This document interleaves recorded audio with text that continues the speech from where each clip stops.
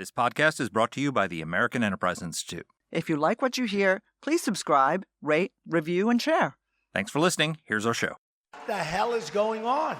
What's really going on? We said, what the hell happened? You don't have to know what the hell is on it. They see what's going on. I don't know what's going on.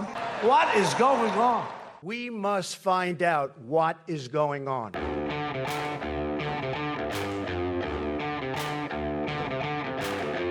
Hi, I'm Danielle Pletka. And I'm Marc. Welcome to our podcast, the aptly titled, What the Hell is Going On? Marc, we've got a what the hell extra, and it's extra what the hell. Tell us. It's an emergency episode of the What the Hell podcast because both of us were watching the Trump-Zelensky Oval Office meeting and saying, what the hell is going on? That was a disaster. An absolute, utter disaster. And just to put the context in of what a disaster is, and by the way, Dany and I, usually in these What the Hell extras, Dany and I have a piece that we wrote and we would just read it to you. We're just going to link to them in the pod. We're not going to read you our columns. We're just going to talk about them because we've both written on this since Friday. But I will tell you, just to put the disaster in context for you, on Thursday, Donald Trump was in the Oval Office with Keir Starmer, and he said, I want to get back Ukraine's land. I want to sit down at the negotiating table and get back the territory that they have. They've got a lot of land near the water line that they need to get back. And I'm going to see if I can get all of it back or most of it back at the negotiating table. And the next day, Zelensky's in a fighting match with Trump in the Oval Office. How do you go from the president saying, I want to get back your land in one day to getting kicked out of the White House the next day? It is the greatest example of diplomatic incompetence by a foreign leader I have ever seen in all my decades in Washington. In my years in the White House, I've never seen anything like it. It was just absolute stunning. Zelensky stole defeat from the jaws of victory. He was, everyone's saying this was an ambush. He was set up. Maybe Vance was looking for a chance to do that. Yeah, I'm sure. Yeah, but he was not set up. This was not an ambush. I spoke to Trump the morning of the meeting, and I can't talk about what he said, but I can tell you he was in a great mood, and he was. You can say he was excited about. He was excited about the it. Meeting. He was excited about the meeting. He was excited about having the minerals deal. He was, brainstorming ways to help Ukraine, and that was his mindset going in. And the first 25 minutes were Trump praising Zelensky, praising his outfit, even though they asked him to come in a suit, which I don't see why that's important, but they wanted it, and Zelensky, that was the first defiance, right? He didn't listen to that, and Trump didn't care. He said he looks beautiful. What's completely overlooked, Dany, is during that meeting, Zelensky came because Zelensky wants security guarantees. During that meeting, Trump said, the British and the French are sending troops, and we haven't committed to do that yet, but we could conceivably do that. If I was Zelensky, I would have said, win, take the win. He also said that he would send arms. He said that. Yes. Trump said that. So yes. Let's take a break. Pause for 1 sec. Okay. We can get back to ranting. The frustration is boiling over here. Yeah. Right. This was very much something that I credit you and Jack Keane with really solidifying this minerals idea. I know it's been floating around. I know that a lot of people have talked about it. The Ukrainians themselves have talked about it. Others have talked about it. You and Jack Keane had a very important piece in the Washington Post. And what I would love you to do, not in an extended way, but just briefly, because I think this is important for people to understand that this wasn't some, scam. Explain the concept behind the minerals deal and what Donald Trump liked about it. So Ukraine has, you can debate the numbers, but some estimates $26 trillion in mineral assets, titanium, rare earths, aluminum. They have some of the largest reserves of uranium in all of Europe. These are all things that the United States needs.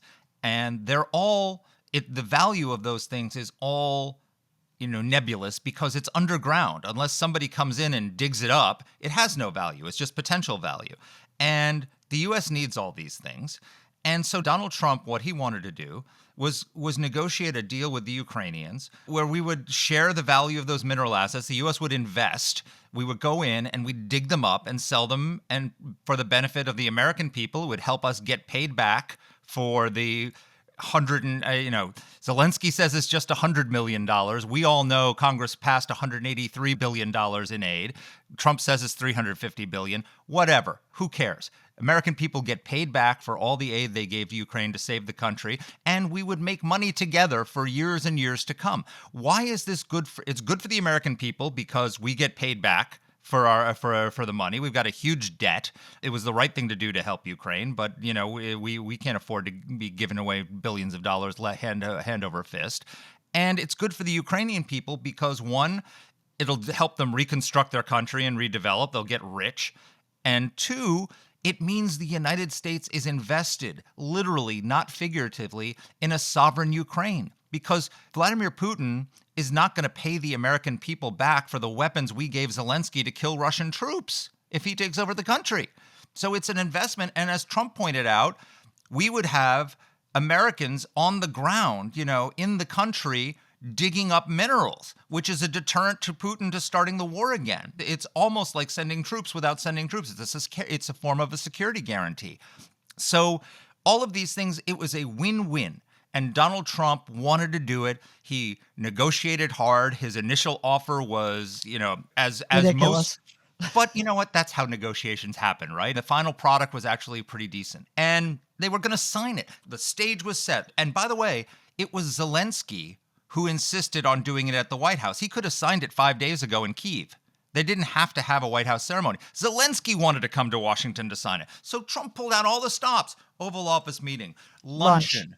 A signing ceremony in the East Room, followed by a press conference. I mean, the treatment that Reagan gave Gorbachev, the presidents give world leaders. And Zelensky comes in and decides, I'm going to use this Oval Office meeting to talk over Donald Trump's head to the American people about why he's wrong about Putin, why he's wrong, why we have to have security guarantees, why we can't have an immediate ceasefire, which is what is driving Trump. He wants to stop the killing in Ukraine, and we can talk about that, and just blows the whole thing up and gets kicked out of the White House. Right. It is absolutely inconceivable to me. So I will say this, and I think that it's important that our listeners understand that Marc, to a much greater extent, and I, to a lesser extent, have since, even before the president was elected, and certainly during the Biden period, have busted a gasket to help Ukraine. Mostly behind the scenes because, both of us have been in Washington a long time. We have great relationships on Capitol Hill. We have great relationships, including with, the Biden team, most of them, many of them, some of them.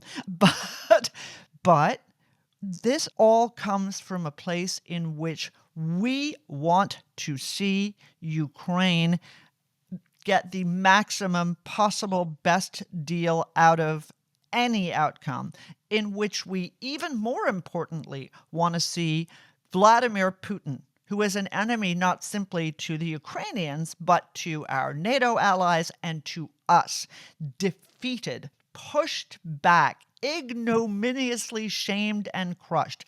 That is where Marc and I come from in this conversation. So unlike others who you will see defending the president, defending the vice president, criticizing Zelensky, this is not more in sorrow than in anger, because this was a true missed opportunity. A lot of anger. This is coming from a place of 100% goodwill towards the Ukrainian people and 100% a shared desire for the outcome that is absolutely maximally best for them. And you can go back through Marc's work and my work, going after the Biden administration for Nord Stream 2, the Germans for Nord Stream 2, going after the Europeans for failing to use Russian assets. Our bona fides are perfect on this. And I have to say, and I'm not always with Marc on this, I have to say, I'm not a J.D. Vance fan, right? I am not as big an admirer of the president as Marc is, perhaps, although, I think tries to be fair when he tries to call balls and strikes. Yep. But nonetheless, watching that was absolutely disastrous. Why? Okay. Everybody, the premise, and I went on Meet the Press twice last week to talk about this. Marc, you've written about it. Why was it this giant disaster? Because Trump did want this deal. Opponents and critics of the president have to start from the premise that he was never sincere in his desire, or that this was only a desire to rape Ukraine for what we could economically and then screw them over by siding with Putin. People who I once respected have said, well, this is truly America getting on Team Putin. And the answer is, this is all on Zelensky and his team. If folks had If we're an saying idea, it, what by the just way, Danny, if we're what? saying it, then Right. it's true because we are We are Team Ukraine. yes, Right. we're team We are Team Team America.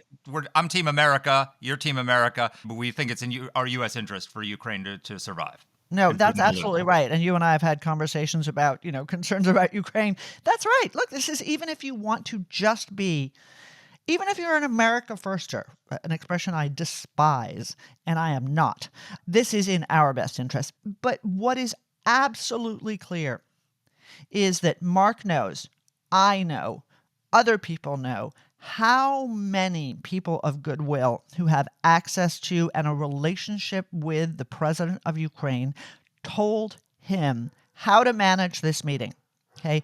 Do not do this. Do not get mad. Do not be in front of the press. Do not litigate. Do not take the bait, right? Just go in there and say, I am so grateful to the American people.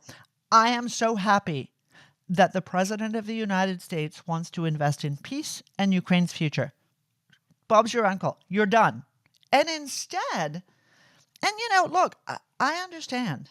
This sucks, and you wrote very nicely in your Washington Post piece, you wrote very nicely that the very traits that have been an asset for Zelensky, his courage, his backbone, his determination, in this case, really backfired on him.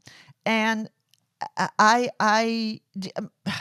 am beside myself about what happened. Gobsmacked. Look, it's actually his stubbornness. So, I mean, his stubbornness was a huge asset to Ukraine when Biden said, hey, we'll give you a plane to get out of Kyiv before Kyiv falls. And he says, I don't need a plane. I don't need a ride. I need ammo.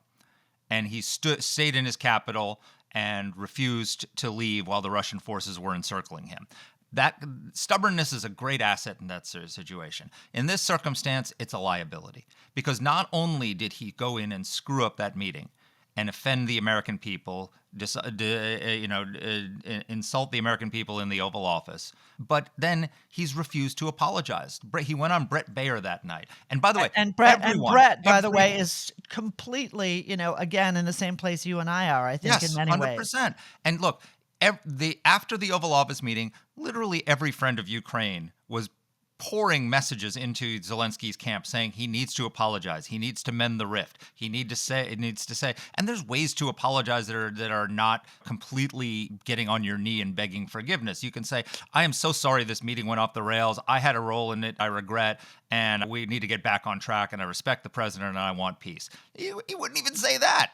He goes on Brett Baer, and Brett asked him probably 3-4 times an opportunity to say, I'm sorry in some way, shape, or form. And not only does he not say he's sorry, he says, I'm not sorry.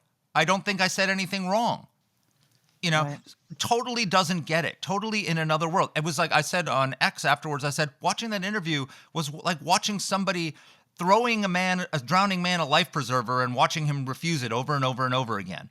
And it's just, and to this day, he's still saying, oh, I still want the mineral deal. I'll come to Washington, but only if we can be serious. Only if we can have a serious discussion about security guarantees. The agreement is a security guarantee.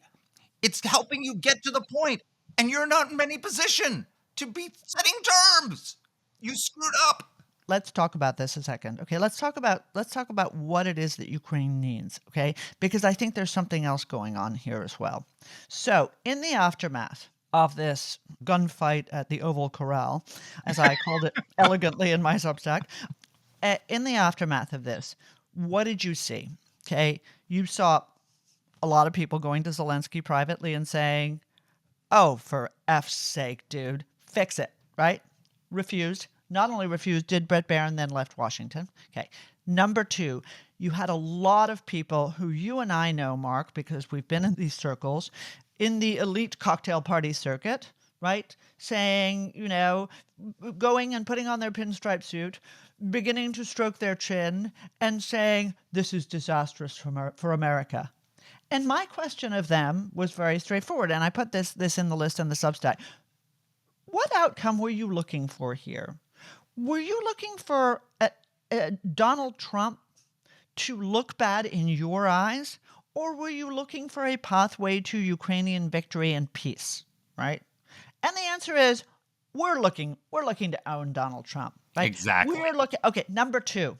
Okay, very, very important. There are a lot of people who over the last 2 or 3 years have been telling us that Republicans are the enemies of Ukraine, that they are on Team Putin, that only the Democrats can do. Now, Mark and I have talked endlessly, and you guys can go back and read his articles in my Substacks and listen to this podcast again and again and again, and you can hear us angry about the Biden administration's obsession with escalation, their ridiculous fear about, remember what Joe Biden said, nuclear Armageddon, their slow rolling of support to Ukraine, their dribbling of the necessary long-range weapons to Ukraine, their restrictions on the use of U.S. weaponry inside Ukraine, right? And what this reveals to us is there are a lot of Democrats out there who aren't interested in victory for Ukraine, who aren't interested in pushing back. They are just interested in scoring political points. And I name check Chris Murphy. He is numero uno here because these people are egging Zelensky on, and that doesn't help Ukraine. And using him to bash Donald Trump, just like, by the way, the Biden administration did by getting him to go to Pennsylvania during the campaign, unbeknownst to him that there would be no Republicans there. He just wanted to go and thank the American workers, and they turned it into a campaign event and gave J.D. Vance the opportunity to say, you campaigned for the other side. That was the Biden administration's fault. That was the White House, and we know who arranged that. And who cares about Ukraine when all you care about with Ukraine? Don't tell me you love Ukraine and you want to help Ukraine and you saved Ukraine when you're using Zelensky as a tool in your campaign, in your failing campaign for the presidency. Exactly. But no, I think it's important for, we can assert these things, but I think it's important to go through a little bit of forensic accounting of that meeting to understand where it went off the rails. Because everyone's saying, oh, look at it. At 40 minutes in, J.D. Vance starts the fight. You cannot find quotes from the earlier part of the meeting. I know, because I actually made a transcript from YouTube. I made a transcript, okay? Yep. And then I took sentences out of that transcript and I Google searched them, and there was no reporting on them. Yeah, this is stuff 100%. that you quote. Because so I went through it and I painfully, I really didn't want to watch it again, but I did. No. And I watched it from the beginning. And Trump starts out praising Zelensky, he starts out by praising the courage of the Ukrainian fighters. He said, they told us it was going to be over in a few weeks, and here we are 3 years later, and the Ukrainian fighters have been so courageous. He says that we're going to help you, we're going to help you get a good deal, and all the rest of it. And he lays out this possibility that we might actually conceivably send U.S. troops as peacekeepers. Can I read you these quotes, Mark, that I put in the Substack that Sure. Trump said? I think people need to hear them. He starts out and says, it's an honor to have President Zelensky of Ukraine, and we've been working very hard, very closely, and we've actually known each other for a long time. We've been dealing with each other for a long time, and very well. We had a little negotiation spat, but that worked out great, I think, for both countries. That's how he starts, okay? And then he goes on. And again, Mark is alluding to this, but I want people to hear the words. If I were president, this war would never have happened. We would have had a deal negotiated for you without having to go through what you've gone through. But your soldiers have been unbelievably brave. We've given them great equipment, but somebody has to use the equipment. They've been unbelievably brave, and we give them great credit. This was supposed to be over very quickly, and here we are 3 years later. So I give tremendous credit to your generals and your soldiers and yourself in the sense that it's been very hard fighting, very tough fighting. They're great fighters, and you have to be very proud of them from that standpoint. I mean, that's a direct quote How can anybody say that Donald Trump did not want to have a good meeting with Zelensky when it started that way? 100%. And look, here's where it went off the rails. So I know this from talking to Trump. I know this from watching his public comments. What is driving Trump is he hates war and he hates seeing people dying. Truly, he thinks that he believes, as you just quoted him, this war would have never started if he had been president, and you got thousands of people dying every day in Ukraine, and he wants the killing to end. And so what he wants to do is negotiate an immediate ceasefire and then have the fighting stop while we negotiate a long-term peace deal, right? So what happens? Zelensky's first thing he does is totally dismiss the idea of a ceasefire. He says Ukraine will never sign a ceasefire. So immediately he's telling Trump, I'm an obstacle to peace and what you're trying to achieve, which is at that. And then worse, Trump says, well, he never broke one with me. And Zelensky says, oh, yes, he did. No, yes, you're wrong. He did. Oh, yes. My God. Yes, he did. It was, and Trump says, nope, he never broke one with me. And he says, no, in 2016, you were the president and he broke one. And it's just like, dude, what are you doing? First of all, you're contradicting the president in public. And you're the one thing that Donald Trump is justifiably proud of is that he's the only president on whose watch Putin has not invaded another country. And Zelensky's talking about skirmishes in Donbass. He's not talking about like a massive invasion or something like that. It's ridiculous. So why would you, number one, why would you contradict Trump in public? And number two, why would you tell him you're wrong about the fact that Putin respects you in public? It's like immediate. You can see Trump stiffening as this is happening. He's getting fact-checked over and over again by Zelensky. And this is 20 minutes before the J.D. Vance intervention. And then a few moments later, Trump is, again, he hates the destruction. He hates the lives lost. He's talking about how there are Ukrainian cities with not a single building standing, which is inarguable fact, Eastern Ukraine. And Zelensky contradicts him and says, no, Mr. President, we have very good cities, and it's Putin that's sharing this disinformation with you, that we have no cities. He had just gotten into a fight that he had started with Trump by saying Trump lives in the Russian disinformation space, and now he does it again. He accuses him of spouting Russian disinformation. First of all, Trump was right, and second of all, dude, what are you doing? Why are you contradicting the president? And you can see every time this is happening that Trump's just getting madder and madder and madder. And then a Polish reporter asks Trump, do you think you're aligned too closely with Putin? Okay. Now, for context, the reason why Trump is saying nice things about Putin is that he's negotiating. He believes in his powers of personal diplomacy. He believes that he can convince through personal diplomacy, through putting carrots out. He tried this and failed, by the way, with Kim Jong-un, right? In North Korea. He just believes that he can convince that. And so the reporter says, well, are you two aligned? And he said, I'm not aligned with Russia. But he said, you want me to say nasty things about Putin, then pick up the phone and call him and say, Vladimir, how's the deal going? He basically says this, right? And then J.D. Vance comes in and makes some very anodyne comment about how the Biden administration talked tough about Putin, but they achieved nothing, and now we're trying diplomacy. And no one asked Zelensky a question. Anodyne, but I also think it's irrelevant. Whatever, but there was literally nothing wrong with what J.D. Vance said in that initial thing. And so nobody asked Zelensky a question. Nobody, he intervened and got in. And like that, and he starts criticizing J.D. Vance. He's like, what kind of diplomacy are you talking about, J.D.? What the hell does that mean? Trump wants to Trump is the one who's pushing diplomacy. But you can also see J.D. Vance. You can see J.D. Vance licking his chops, thanking Zelensky. Thank you, Volodymyr, for giving me the chance to defend America and to punch you in the face. And J.D. Vance says something, which, again, I'm not a J.D. Vance fan, but is absolutely true. He's like, it is an insult to America that you're litigating this in front of the media. 100% correct. It is.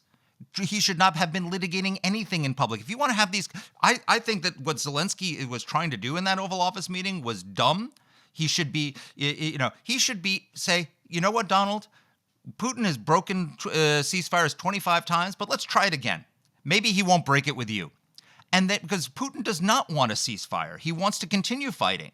Let Putin turn down the ceasefire. or violate the ceasefire under Trump. And then you know what would happen? Trump would say, okay, he doesn't want a deal. I'm going to arm the hell out of Ukraine and take all the gloves off of you and let you go kick the Russians' ass. That's Right. what would happen. That's the smart play. But even if you're not making a smart play, even if you're making a dumb play, do it behind closed doors. Right. Don't No, do it listen. in front of the media. Okay, and I then wanna- the whole thing went to hell. Right. So I want to talk a little bit about what happened afterwards.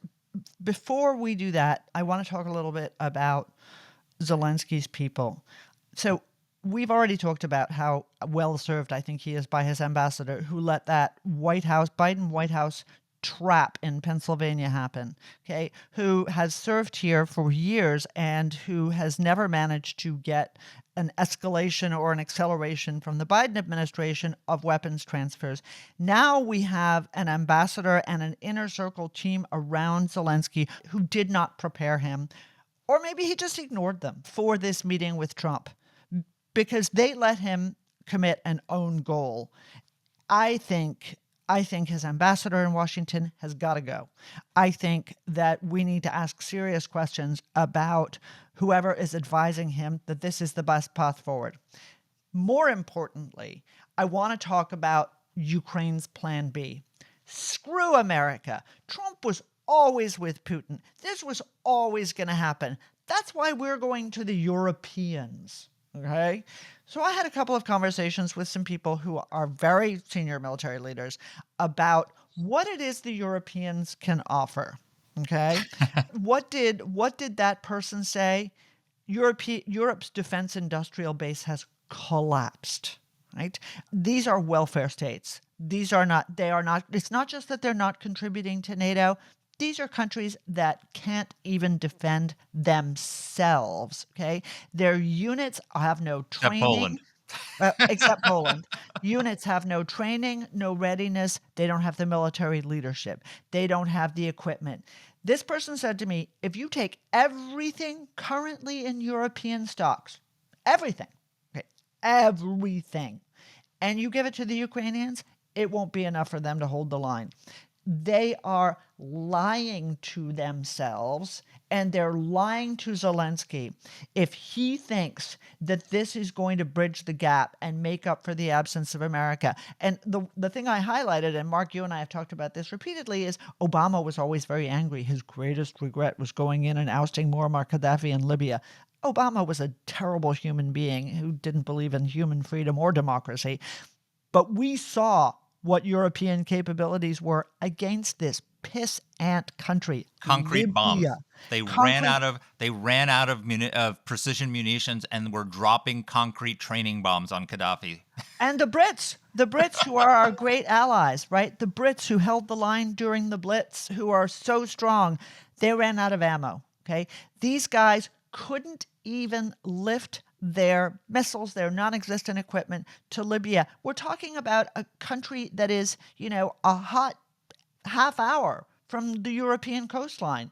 They don't have the necessary lift to get there. The idea that they are going to fill the gap, the Germans don't have a coalition that will enable them to lift their limit on borrowing. So where's the money going to come from? The Brits have raised prices so much, ripped subsidies away from old people during one of the very coldest winters they've had, and they're going to find the money? Over the weekend, their minister for development quit because Starmer said he was going to take money from development and put it toward the military. And my feeling about that is, dude, that is not even a drop in the bucket of what it is that they need to spend to get back to even mediocrity. Why Zelensky, who I know wants to win, would allow this peak, this petty stupidity to get in the way of his victory is just going to be one of the eternal mysteries of the world to me. So just to highlight what you're saying, I just looked at, because I had this in a column the other day, just to show how weak Germany, which is NATO's wealthiest European member, okay? When Trump first came into office 8 years ago, 60% of its Eurofighters and Tornado fighter jets were inoperable. 82% of its Sea Lynx helicopters were inoperable. 61% of its main battle tanks were inoperable. And all of its submarines and transport planes were unusable. That was the situation when Trump came into office. That's how weak Germany was. Many of these European countries, their military budgets, because they have some conscription, their military budgets are just a jobs plan. People come in and work and serve in the military for a year as part of their national service, and then go on. And it's like Most of these countries it's a don't even welfare have that program. anymore. They're not spending the money on capabilities. One of the things that we always gets forgotten in the conversation about the 2% commitment to spend your money on defense is that part of it was that 25% of that money has to be on usable military equipment. And I would venture to say that most European countries don't even come close to that 25% of their military budget being on usable equipment. So what does Ukraine need? The number one thing Ukraine needs is air defense, missile defense, to stop the Russians from bombarding their cities and bombarding their troops and bombarding their critical infrastructure. Europe doesn't have it. You know where Europe gets it from? Us. Bingo. Us. So if you go with I'll stand with Europe again and fuck America and we'll save Ukraine together, guess what, buddy? You're not going to have any air defense because they don't have it. So that's the number one thing you have, and their stocks are depleted. I think, first of all, that it is a great thing that Trump is pushing and through whatever means he's doing, whether you like it or not, saying that Europe needs to take primary responsibility for the defense of Europe, and they need to start spending 5% of their GDP on defense, not 2%. And if this whole kerfuffle prompts them to take that seriously and suddenly stop being socialist welfare states and transfer their money from green initiatives into military readiness, sign me up. I'm all for it. I'd love to have a strong Europe that can do that. But you know what? That's not going to happen, number one. And even if it did, it would be a 10-year project before you had any capabilities online that could possibly be helpful to Ukraine. Ukraine doesn't have 10 years for Europe to get its act together. They can't do this without America, and Zelensky can't do this without Donald Trump. And right now, his position is, I'm not going to apologize. I did nothing wrong. Well, guess what, dude? That's not going to work. It is an unacceptable situation to have the president of Ukraine not be on speaking terms with the president of the United States, not be willing to mend a rift that he caused. And truly, I said this in my Washington Post column, and I'm a friend of Ukraine. If either he has to mend this rift or he has to get out of the way and let someone else lead Ukraine, because right now he is proving incapable of managing his country's relationship with Donald Trump, which is the number one national security need of the Ukrainian people. And if he can't deliver it, some leaders are great wartime leaders, but they can't make the peace, or they can't negotiate the peace. Well, that's what it looks like Zelensky is. He was the man they needed in 2022, but he is not the man Ukraine needs in 2025. Not unless he wakes up and smells the coffee. And I just don't know Sure. who delivers that message to him. I hope it's somebody. I'm praying it's somebody, because I think he's look, I admire him deeply. And you understand. Look, I get it. I lost my temper in meetings. I understand it. I understand even why he said what he said in terms of the substance. But, you got to remember on what side your bread is buttered. And, again, I cannot stand these MAGA isolationists who spout Russian disinformation, and the Tucker Carlsons who admire Putin's leadership and tell lies about the Russian economy. I can't stand those people. But everybody who cares about this has to understand that the result of that meeting was to empower those people. There you go. Exactly, Dany. So this is the thing that drives me crazy, is that what Zelensky did was he gave Putin a win.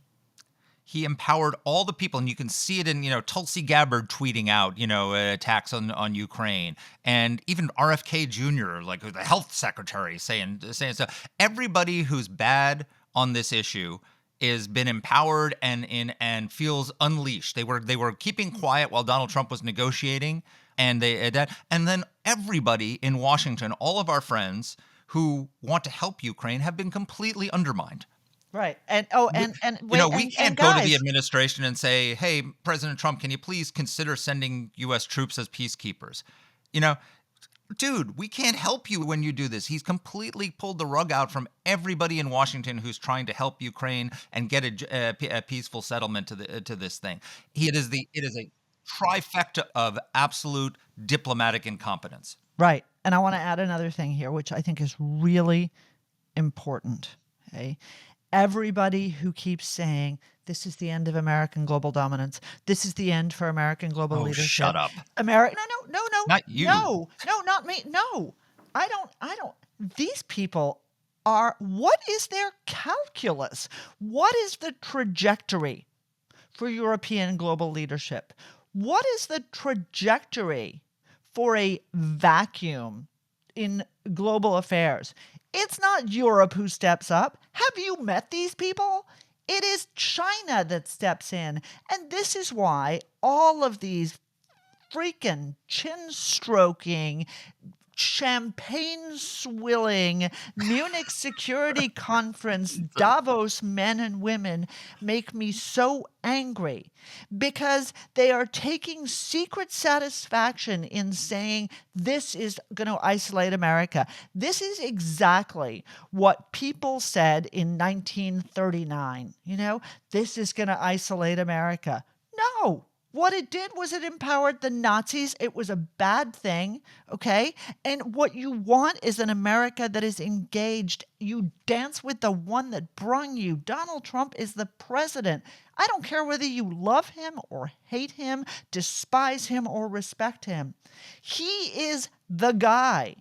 And the idea that these people should be celebrating the demise of American leadership, told you so, this is what Donald Trump would do, as opposed to trying to fix this, is disgusting. Okay, first of all, the end of global dominance, like the global dominance we had under Joe Biden.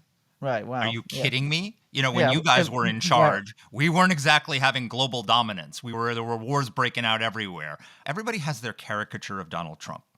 And they just look for it's like in Christian apologetics, which I know you're a great student of. Oh, indeed. It's what people dismissed as proof texting, right? You take a Bible verse you come up with a conception of what Christianity is, and you come up with the Bible verse completely out of context of the rest of the Bible to try and prove your point. All right, at that proof texting. There are a lot of people proof texting their preconceived notions of Donald Trump when it comes to Ukraine and ignoring all the verses of other things he says that contradict their point of view. Right? Stop proof texting Donald Trump. His view, because the thing is, the people inside and outside the administration, the Marjorie Taylor Greenes, the Matt Gaetzes, the Tulsi Gabbards of the world, actually are not on the same page as Donald Trump when it comes to Ukraine. He doesn't hate Ukraine the way they do. He didn't hate Zelensky. Just to put in context what an absolute debacle Friday was. Forget what he said on Thursday about how he was going to get their land back. Look at the press conference in Trump Tower, which came after that horrible diplomatic miscalculation by the Ukrainians of going to Pennsylvania. He brought Zelensky to Trump Tower and he said, "This man saved me in the first impeachment." He was like a rod of steel. They said they wanted him to say that was a terrible phone call. Donald Trump used me. And he said there was nothing wrong with the phone call. That man was a piece of steel, Donald Trump said. Right. That's a direct quote. I'm literally, that's a quote. And he's like, and he loved Zelensky. He credited Zelensky with saving him in the first impeachment. And that goes a long way with Donald Trump, but it doesn't go so far as to put up with the crap that he had to face in the Oval Office on Friday. But how do you go from that? How do you go from that to this? And everybody says he hates Ukraine. He loves Putin. No, he doesn't love Putin. He's a negotiator. If there's a flaw in it, it's his overconfidence in his ability to manage Putin and to entice Putin. I don't know if it's going to work or not, but that's not true that he loves Vladimir Putin. Stop saying stuff that makes you feel better about your Trump hatred and actually look at what he's trying to do. A guy who loves Putin wouldn't be talking about getting Ukrainian land back, saying that if Putin doesn't come to the table and negotiate peace, he's going to arm Ukraine double. He wouldn't be saying that he would consider sending U.S. troops as peacekeepers as part of the deal. He wouldn't be saying any of this stuff. Take the reality as opposed to what you want the reality to be, because it validates your feelings about Donald Trump and the disaster that he is for our country. Well, but as I was starting to say, mid your rant, because I wanted to resume my rant. We got to take turns ranting here, Dany. Right, I know. Stephen and I were talking about this, and he was describing someone to me who kept saying to him, Donald Trump never wanted this mineral deal. Donald Trump never wanted this mineral deal. And he said, this is no different than Donald Trump saying it was $350 billion. And the answer is, it wasn't $350 billion. No, it was $350 billion. The people who despise Donald Trump are as dogmatic and as uninterested in facts as he is. And the notion that they position themselves better as leaders, and as authorities on the editorial pages of the nation's newspapers of record really makes me mad. Anyway, Marc, Can I say one more thing on that, though? Rant, yes. No, it's not a rant, actually, but it's a modest defense of Trump and his $350 billion. Of course right? it is. Well, no. So I think you'll agree with this, right? So Trump says it's $350 billion. Zelensky says we've only just gotten $100 billion, okay? Which is equally untrue, okay? Every member of Congress knows they voted for $183 billion, right? So Zelensky downplaying it is not helpful because everybody who voted for more, it feels, why is he not accepting, what we said, right?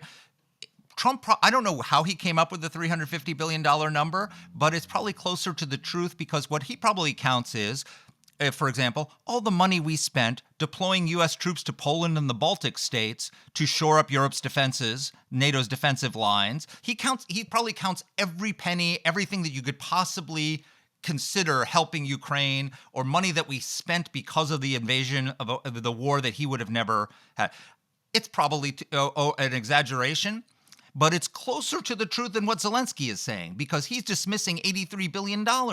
And if Trump wants to get paid back $350 billion out of the minerals deal, guess what? Ukraine doesn't have any of that money because all the minerals are down beneath the ground and it's not going to get dug up unless the U.S. comes in and invests. So fine, let Trump have his number. Who cares? You're going to make money hand over fist together. You're going to get 50% of the profits. Just be smart. Don't downplay how much support the American people have given the Ukrainian people. That even if you disagree with Trump's number, don't commit the same crime by making it seem like it was less. These are just not smart things to do diplomatically. Yeah, I'm fine with calling Trump to account. I agree it was dumb of Zelensky to engage on the question in any way. All right, you and I have ranted a great deal. Our listeners are probably long gone, but if they're not, Marc, do you think this can get sorted out? And what's the time range in which it needs to be sorted out before it all goes to hell in a handbasket? So it's A, it's already gone to hell in a handbasket. B, it is fixable, but the longer it takes to fix, the worse the situation gets in the worse the peace deal gets for Ukraine, right? So, if Zelensky fixes this quickly and mends fences, apologizes, goes to the White House, all will be forgiven. Donald Trump has shown this over and over again. He demonstrated it at the start of the meeting, as you quoted. They had that dispute. By the way, that dispute that everyone was so critical of Trump was, Zelensky started that too. He said that, he complained about not being invited to Riyadh. And when Trump literally told him, I'm trying to help Ukraine, I'm going to say nice things about Putin, and ignored that and said publicly, Trump's living in a Russian disinformation space. To the public. Why the hell do you say something like that in public? Trump got mad. He's a counterpuncher. He counterpunched. And then they negotiated the deal and all was forgiven. But the other thing Zelensky needs to understand is that I think I wish he hadn't said it in public either, but he's right. He's got the card Zelensky doesn't. And Zelensky is going to be dependent on Trump's goodwill to get some of his land back in the deal, to negotiate a deal that is the best for Ukraine. And to the extent that he takes Donald Trump's admiration and adulation for him at Trump Tower, saying he was a man of steel, he's my friend, he's a good guy, I like him a lot, and turns it into, this guy is a jerk that I don't like, it hurts him at the negotiating table and it hurts Ukraine, and they're going to get a worse deal the longer this goes on. Because, for better or for worse, Ukraine's fate is in Donald Trump's hands. So stop poking him. Fix this. And if you can't fix it, if you can't bring yourself to fix it, get the hell out of the way and find somebody who can. Yeah. I don't agree with everything you said, but I agree with that. Fix it. Fix it. Make it right. It's not hard. Every single human being, everyone listening to this, you, I have all been in a situation where we had to eat crow even when we thought we were right. I don't care what Zelensky thinks. I don't care. Do you care about being right, or do you care about winning? Bingo. What they need to do, what they need to do to get where they need to be to have the better outcome for Ukraine and the worse outcome for Russia. It's as simple as that. And I know Zelensky is hearing this from people whose bona fides are impeccable in their support for Ukraine. It needs to happen. We'll see if it does. We'll be back to talk about it if it doesn't, believe me. And if it does. Oh, my God. Either way, we'll be back. Hey, folks, thanks for listening to us rant. Don't hesitate to share your own rants with us. Definitely read Marc's excellent piece in the Washington Post. And Dany's my great excellent Substacks. And Let me compliment you, instead of patting yourself on the back. We can both pat me on the back. At this point, I'm probably coughing and need the pat anyway. Anyway, take care, everyone. Let us know what topics you'd like us to cover. You can get in touch with the show by emailing us at whatthehell@aei.org. Or you can reach us on Twitter. I'm at @dpletka. And I'm at Marc Thiessen. That's Mark with a C. Please rate and review the podcast. If you like the show, please subscribe, share it, comment on Apple Podcasts, or wherever you're listening to this. Thanks for listening.